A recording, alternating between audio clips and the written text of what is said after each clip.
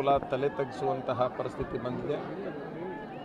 ರಾಷ್ಟ್ರದುದ್ದಕ್ಕೂ ಇಂತಹ ಕೆಟ್ಟ ಘಟನೆಗಳು ನಡೀತಾನೆ ಬಂದಿದ್ದಾವೆ, ಎಲ್ಲರೂ ನೋಡ್ತಾನೆ ಬಂದಿದ್ದಾರೆ.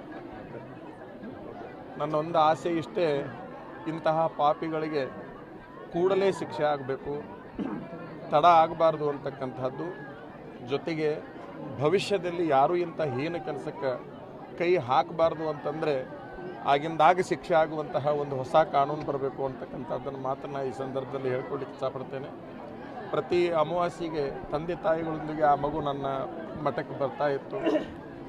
ನೀನು IAS ಮಾಡಬೇಕು, ನೀ ಭಾಳ ಎತ್ತರಕ್ಕೆ ಬೆಳಿಬೇಕು ಅನ್ನುವಂತಹ ವಿಚಾರಗಳನ್ನು ನಾನು ಹೇಳ್ತಾ ಇದ್ದೆ. ಬಹುಶಃ ಬೆರಳೆಣಿಕೆಯ ಪ್ರತಿಭಾವಂತ ಹೆಣ್ಣು ಹುಡುಗರಲ್ಲಿ ಅವಳು ಒಬ್ಬಳಾಗಿದ್ಲು ಅಂತಕ್ಕಂಥದ್ದನ್ನು ನಾವು ಹತ್ತಿರದಿಂದ ಬಲ್ಲವರಾಗಿದ್ದೇವೆ.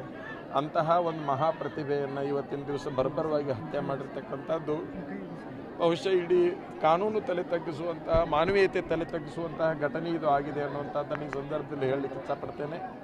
ನನ್ನ ಆಸೆ ಇಷ್ಟೇ, ಹೋದ ಜೀವ ಹೊರಳಿ ಬರೋದಿಲ್ಲ. ಆದರೆ ಯಾವುದೇ ಪರಿಸ್ಥಿತಿಯೊಳಗೆ ಇಂಥದ್ದು ಯಾವ ಮಕ್ಕಳಿಗೂ ಆಗಬಾರ್ದು ಅಂತ ಹೇಳಿ ಕೈ ಮುಗಿದ ಕಾನೂನನ್ನು ಬೇಡ್ಕೊಳ್ತೀನಿ. ಇದಕ್ಕಿಂತ ಹೆಚ್ಚು ಏನೂ ಮಾತಾಡೋಕ್ಕಾಗೋದಿಲ್ಲ ನನಗೆ.